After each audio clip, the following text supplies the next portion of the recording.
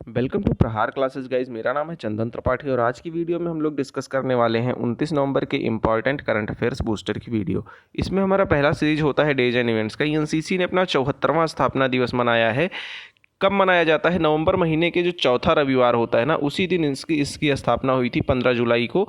इसलिए चौथे रविवार को ही इसका स्थापना दिवस मनाया जाता है। 1948 वो साल था जब एनसीसी की स्थापना की गई थी। इसका मुख्यालय जो है नई दिल्ली में था, नई दिल्ली में है और नई दिल्ली में ही इसकी स्थापना की गई थी। यह भी जानने वाली बात है कि यह दुनिया का जो है सबसे बड़ा वर्दीधारी युवा संगठन है।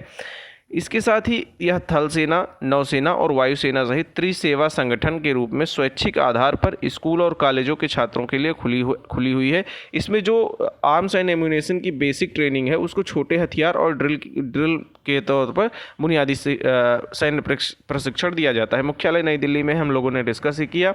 इसका आदर्श वाक्य है एकता और अनुशासन। महानिदेशक इसके हैं लेफ्टिनेंट जनरल गुरवीर पाल सिंह जी हैं। इसके बाद हमारा सीरीज होता है नेशनल अफेयर्स का। बेंगलुरु में 13 से 17 फरवरी 2023 तक आयोजित किया जाएगा एरो इंडिया 2023। कौन आयोजित करता है? केंद्रीय रक्षा मंत्रालय करता है। बेंगलुरु के जो युवा वायुसेना स्टेशन येलहंका है, वहाँ पर इसका आयोजन होने वाला है। एरो इंडिया का 14वां संस्करण होगा। 13वां संस्करण गुजरात में आयोजित हुआ था, ये भी आप लोग याद रखिएगा। सबसे पहले एरो इंडिया का जो संस्करण आयोजित हुआ था, पहला संस्करण, वो 1996 में आयोजित हुआ था, बेंगलुरु में ही आयोजित हुआ था। ये भी आप लोग याद रखिएगा। अगला हमारा न्यूज है, बेंगलुरु में पशु संरोग प्रमाणन सेवा का उद्घाटन किया गया है। किसने किया है? केंद्रीय मंत्री डॉक्टर संजीव कुमार बालियान जी ने किया हुआ है इसका उद्घाटन। इससे क्या होगा, जो पशुओं में ना संक्रमण फैल रहा है, जो रोग फैल रहा है, उसकी रोकथाम के लिए विचार विमर्श किया जाने वाला है यहाँ पर। ये भी आप लोग याद रखिएगा। इसके बाद अगला हमारा सीरीज होता है डिफेंस से। भारतीय नौसेना ने लॉन्च किया है सर्वेक्षण पोत इच्छक। इसमें 4 पोतों की सीरीज में तीसरा पोत जो है वो लॉन्च हुआ है। कहाँ पर इसको बनाया गया है? Garden reach ship builders and engineers ने इसको बनाया है, ये आप लोग याद रखिएगा। इसका काम क्या होगा? समुद्री संबंधित डेटा को एकत्र करना होगा और इसका डेटा का ना अलग अलग जगह पे यूज हो सकता है, जैसे हाइड्रोग्राफिक उपकरणों में भी इसका यूज होने वाला है। इसके बाद नेशनल अफेयर्स की अगली सीरीज में है 53वें भारतीय अंतर्राष्ट्रीय फिल्म महोत्सव का समापन हो गया है। कहाँ पर हुआ है?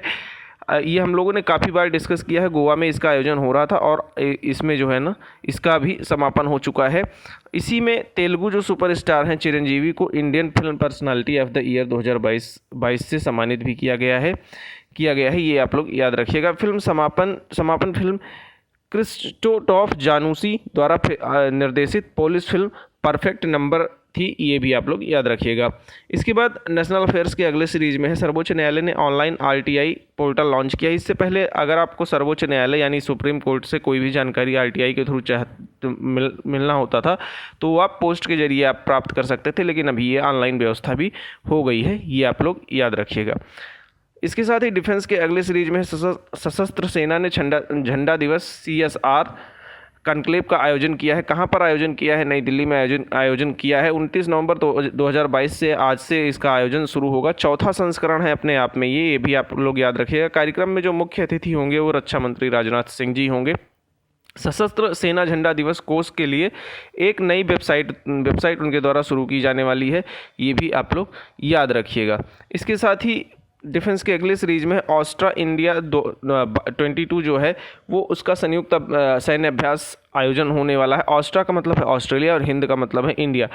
ये एक संयुक्त द्विपक्षीय सैन्य अभ्यास होता है इंडिया और जो है वो ऑस्ट्रेलिया के बीच में। इस बार 28 नवंबर 2022 से इसका आयोजन होने वाला है महाजन फील्ड फायरिंग रेंज राजस्थान में। इससे पहले वाले संस्करण ऑस्ट्रेलिया में आयोजित हुआ था, ये भी आप लोग याद रखिएगा। इसके बाद इंटरनेशनल अफेयर्स की न्यूज में है कनाडा ने साइबर सुरक्षा को बढ़ावा देने के लिए इंडो पैसिफिक रणनीति शुरू की है।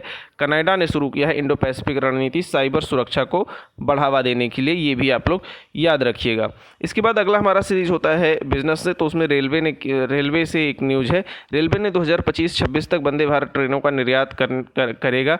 ये इंडियन रेलवे ने एक प्लान जारी किया है। वंदे भारत ट्रेन एक तरीके का अपने यहाँ का फास्ट ट्रेन है तो इनका जो प्रोग्राम है वो ये है कि 2025-26 तक यूरोप, दक्षिण अमेरिका, पूर्वी एशिया के बाज़ारों में वंदे भारत ट्रेनों का प्रमुख निर्यातक बनने वाला है। स्लीपर कोच वाली स्वदेशी ट्रेनों का नवीनतम संस्करण 2024 में पहली तिमाही में चालू हो जाएगा। ये भी आप लोग याद रखिएगा। अगला हमारा सीरीज होता है समिट्स एंड कॉन्फ्रेंसेज का। भारत ने अंडमान और निकोबार में G20 राष्ट्रदूतों के लिए G20 वार्ता आयोजित की है। G20 की अभी जो इससे पहले अध्यक्षता थी, भारत से पहले जो अध्यक्षता थी वो इंडोनेशिया के पास थी और इंडोनेशिया के बाली में इसका जो है वार्षिक सम्मेलन आयोजित किया गया था। लेकिन अभी जो है मंत्री स्तरीय बैठक अंडमान निकोबार में भारत आयोजित करने वाला है, ये आप लोग याद रखिएगा। G20 की स्थापना कब हुई थी? 26 सितंबर 1999 और G20 में 19 देश और एक यूरोपीय संघ हैं, ये भी आप लोग याद रखिएगा। यूरोपीय संघ में 27 कंट्रीज हैं, ये इंपॉर्टेंट है। अवार्ड्स एंड ऑनर्स की अगली सीरीज में ई गवर्नेंस श्रेणी में पंचायती राज मंत्रालय ने जीता है स्वर्ण जीता है, ये आप लोग याद रखिएगा। इसमें न्यूज़ है कि पंचायती राज मंत्रालय के ई पंचायत मिशन मोड प्रोजेक्ट, ई ग्राम स्वराज और ऑडिट ऑनलाइन के लिए ई गवर्नेंस की श्रेणी में राष्ट्रीय पुरस्कारों में स्वर्ण जीता है पंचायती राज मंत्रालय ने। यह एक्सीलेंस इन गवर्नमेंट प्रोसेस री इंजीनियरिंग फॉर डिजिटल ट्रांसफॉर्मेशन श्रेणी के तहत इनको दिया गया है। कब ये पुरस्कार इनको दिया गया है? 26 नवंबर को 2022 के दिन दिया गया है। इसी दिन ई गवर्नेंस के 25वें राष्ट्रीय सम्मेलन का भी आयोजन किया गया था, ये भी आप लोग याद रखिएगा। अगला हमारा सीरीज अवार्ड्स एंड ऑनर्स है। शिल्पी गुरु और हस्तशिल्प के लिए राष्ट्रीय पुरस्कार प्रदान किए गए हैं। किसने दिया है? उपराष्ट्रपति जगदीप धनखड़ जी ने दिया है। 28 नवंबर को नई दिल्ली में इसको एक समारोह के दौरान दिया गया है, जिसमें 2017, 2018 और 2019 के मास्टर शिल्पकारों को शिल्प गुरु और राष्ट्रीय पुरस्कार प्रदान किया गया है। उन्हें हर साल जो है हस्तशिल्प में के महान उस्ताद शिल्पकारों में सम्मानित किया जाता है, जिनके काम ने देश को समृद्ध और विविध शिल्प विरासत संरक्षण के योगदान दिया है। इसके बाद पुरस्कार विजेता लगभग सभी राज्यों और केंद्र शासित प्रदेशों का प्रतिनिधित्व करते हैं, यानी सभी राज्यों से एक और केंद्र शासित प्रदेशों से एक इंसान को एक शिल्पकारों को जो है वो पुरस्कृत किया गया है, ये भी आप लोग याद रखिएगा। अगला हमारा अपॉइंटमेंट्स की सीरीज में है पीटी उषा जी, जो आपकी स्क्रीन पर शो हो रही हैं। ये पीटी उषा जी को IOA यानी भारतीय ओलंपिक संघ की पहली महिला अध्यक्ष बनना तय है। अभी बनाई नहीं गई हैं, लेकिन ऐसा प्रपोजल आ चुका है।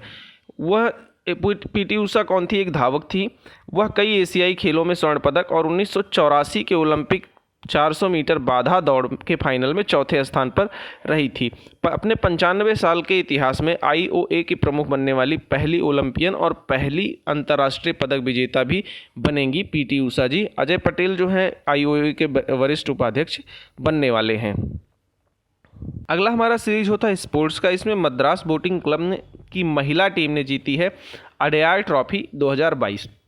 मद्रास बोटिंग क्लब की महिलाओं ने 26 नवंबर को ये आयोजित हुआ है 21वीं इसकी जो है वार्षिक मद्रास कोलंबो रोइंग रेगाटा की 21वीं जो है 81वीं संस्करण हुआ था। उसमें इन्होंने बोटिंग क्लब की महिलाओं ने जीता हुआ है ये पूरा टूर्नामेंट। कोलंबो श्रीलंका में आयोजित किया गया था।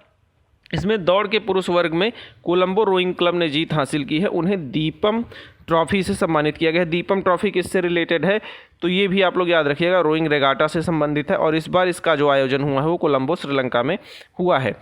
मद्रास कोलंबो रोइंग रेगाटा का आयोजन मद्रास बोट क्लब और कोलंबो रोइंग क्लब द्वारा आयोजित किया जाता है। एक टर्म हम लोगों ने डिस्कस किया था, दो टर्म डिस्कस किया था जब हमने एक बोट की रेसिंग चैंपियन को डिस्कस कर रहे थे केरला के बारे में, तो उसमें रोइंग और रेगाटा के बारे में हम लोगों ने डिस्कस किया था। वही चीज़ यहाँ पर भी है। इसके बाद स्पोर्ट्स के अगले सीरीज में हम देख लेते हैं। रवीना ने युवा पुरुष और महिला विश्व कप चैंपियनशिप में स्वर्ण पदक जीता है। मुक्केबाजी में एशिया चैंपियन रवीना ने अपने अंतिम बाउट में स्वर्ण पदक जीता है और स्पेन की ला नूसिया को हराया है। इसके साथ ही 11 पदकों के साथ युवा पुरुष और महिला चैंपियनशिप समाप्त की गई है। दूसरे फाइनल में कीर्ति ने भी अपने यहाँ के हैं वो फाइनल में हार गए थे और इन्होंने रजत पदक जीता हुआ है। महिला मुक्केबाजों ने कुल 8 पदक 8 पदक सभी देशों में सबसे अधिक थे, ये भी आप लोग याद रखिएगा। अगला हमारा स्टेट स्पेसिफिक न्यूज होता है। इसमें लद्दाख ने लेह कारगिल हिल के सदस्यों के वेतन को दोगुना किया है, ये आप लोग याद रखिएगा। बहुत इंपॉर्टेंट न्यूज़ नहीं है, बस थी तो मैंने इसको ले लिया है। इसमें एक टर्म था लेह पर्वतीय परिषद की स्थापना कब हुई थी, तो ये इंपॉर्टेंट है, 1995 में हुई थी लेह पर्वतीय परिषद की स्थापना। इसके बाद बिहार से अगला न्यूज़ है। बिहार के मुख्यमंत्री नीतीश कुमार ने किया है हर घर गंगा जल परियोजना का शुभारंभ। इसमें क्या होगा, जो जहां पर भी अभी तक पानी नहीं पहुंच पाया वहां पर नलकूप के जरिए पानी पहुंचाया जाएगा।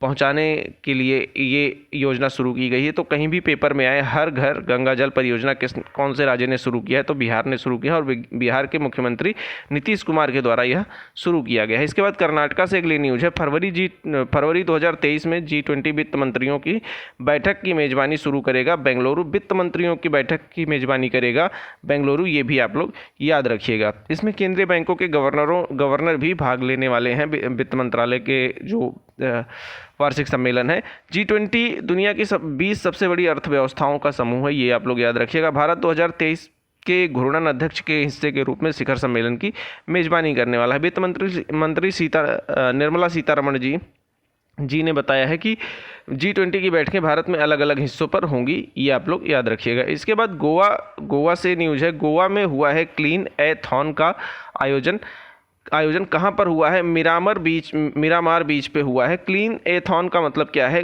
किसी भी एक स्थान पर एक ऐसा हैकथॉन चालू करना जो लोगों में अवेयरनेस को बढ़ावा दे।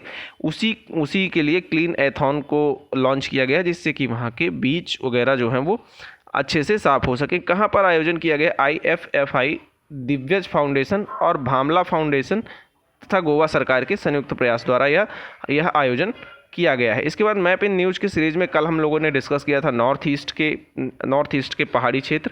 आज हम लोग डिस्कस करने वाले हैं उड़ीसा और आंध्र प्रदेश के जो है वो पहाड़ी क्षेत्र। इसमें उड़ीसा हिल्स को हम डिस्कस करने वाले हैं, उड़ीसा हिल। इसके बाद Nayagarh hills, नालामाल hills, Vinukonda hills और पालाकोंडा हिल्स, नागरी हिल्स। तो यहाँ पर अगर आप लोग देखोगे तो ये आंध्र प्रदेश का क्षेत्र, ये उड़ीसा का क्षेत्र है। उड़ीसा के क्षेत्र में उड़ीसा हिल्स, गरहाट हिल्स और नयागढ़ हिल्स, नलामाला हिल्स जो है वो आंध्र प्रदेश में भी थोड़ा सा है और इसके बाद उड़ीसा में भी थोड़ा सा। इसी तरीके से वेनुकोंडा हिल्स, पालाकोंडा हिल्स और नागरी हिल्स हैं। इसके साथ ही अगर हम नॉर्थ ईस्ट के एक बार फिर से रिवाइज करना चाहें तो कर सकते हैं। गैरो खासी जयंतिया कहाँ पर है, मेघालय में है। मिकिर कहाँ पर है, मिकिर, अबोर और मिसमी जो है वो अरुणाचल प्रदेश के पार्ट हैं। पटकई और नागालैंड के पार्ट हैं। मीजो हिल्स जो है मिजोरम का पार्ट है। तो दोस्तों इस वीडियो में इतना ही। होप आपको वीडियो छोटी और इन्फॉर्मेटिव लगी हो। अगर ऐसा है तो वीडियो को लाइक कीजिए, चैनल को सब्सक्राइब कीजिए और अपने दोस्तों के साथ शेयर करना ना भूलें। Thank you very much.